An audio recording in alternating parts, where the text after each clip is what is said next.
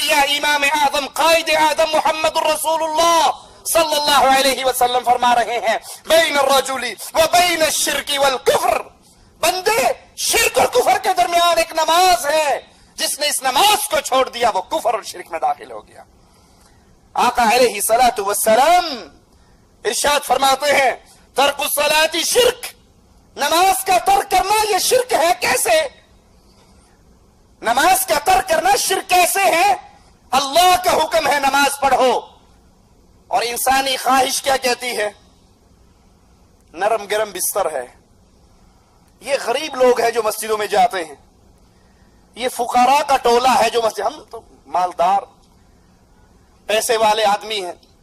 رات کو دکان بڑی لیٹ بند ہوتی ہے، اب صبح کے ٹائم پہ دل نہیں چاہتا کہ اس گرم اور نرم بستر کو چھوڑ کر اللہ کے سامنے، اللہ کی مسجد میں، اللہ کے گھر میں حاضر ہوا جائے۔ نہیں جانتا کہ جس کا کلمہ پڑھا ہے اس نے فرمایا ہے جب انسان اپنے گھر سے مسجد کے لیے نکلتا ہے،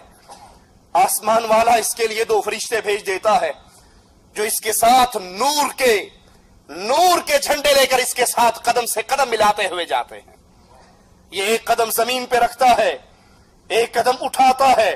اس کا ایک گناہ معاف ہو جاتا ہے، ایک نیکی لکھ دی جاتی ہے۔ یہ نہیں جانتا، یہ نماز کا ترک کرنے والا نہیں جانتا کہ اس کے رسول علیہ الصلوۃ والسلام نے فرمایا من خرج من بیتہ متطہرا الی المسجد فاجرہ کالحاج المحرم، جو انسان اپنے گھر سے وضو کر کے نماز کے لیے مسجد کی طرف جاتا ہے، اللہ تعالیٰ اس کو اتنا ثواب دیتے ہیں جتنا احرام باندھ کر حج پر جانے والے کو ثواب دیتے ہیں۔ اس کو گرم نرم بستر، اس کو میٹھی نیند، اس کو شیطان کی لوریے اپنے بستر سے اٹھنے نہیں دیتی۔ یہ اپنی خواہش کی بات مان کر نماز کے لیے نہیں جاتا تو یہ اپنے خواہش کو اللہ کی عبادت میں شریک کر رہا ہے۔ اسی لیے شیخ ابن باز رحمت اللہ علیہ مفتی اعظم سعودی عرب، ان سے جب ایک نوجوان نے سوال کیا کہ میں فجر کی نماز پڑھتا تو ہوں لیکن 8 بجے صبح الارم لگاتا ہوں کیونکہ 8:30 ڈیوٹی پر جانا ہے، 8 بجے اٹھ کر نماز پڑھ کے فجر کی نماز کا الارم ہی نہیں لگاتا، الارم ڈیوٹی ٹائم کا لگتا ہے،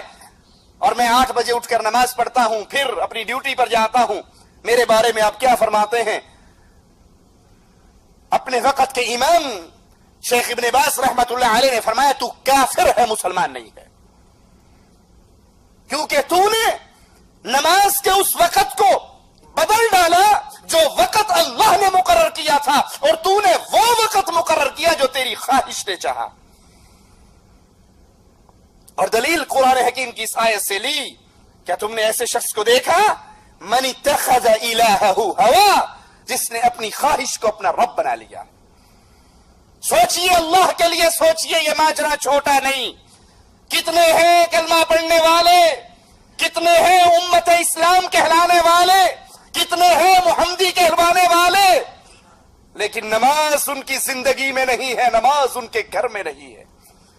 بیوی سے اس مسئلے پر تو لڑائی ہو سکتی ہے تو نے سالن میں مرچیں تیز کیوں کی تھی،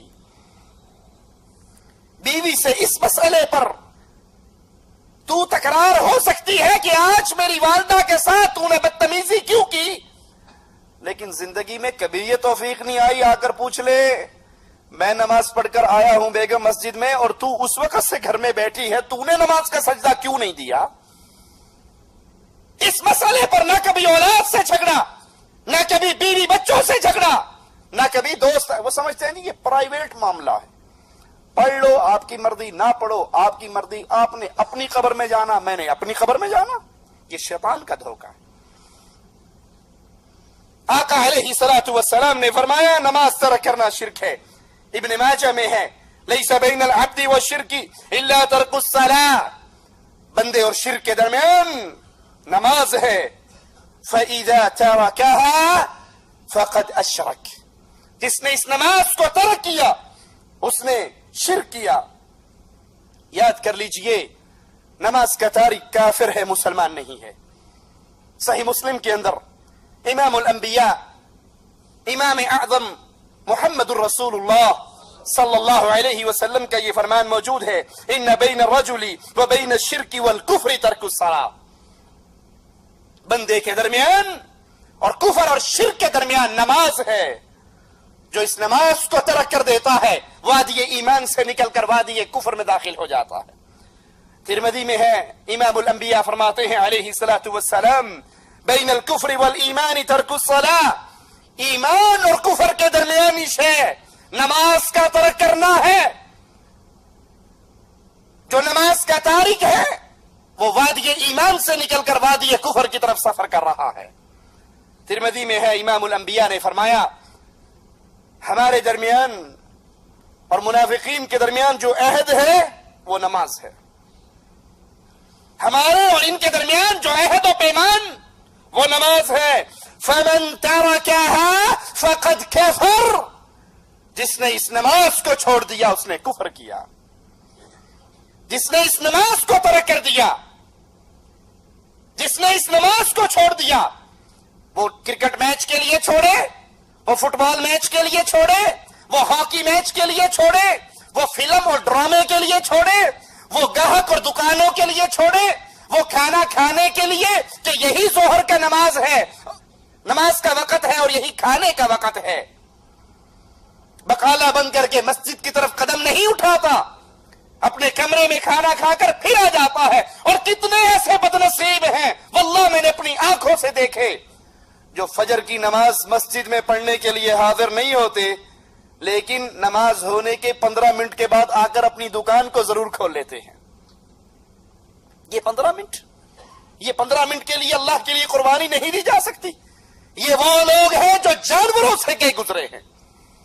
میرا جملہ سخت ہے لیکن اللہ کی قسم حقیقت ہے۔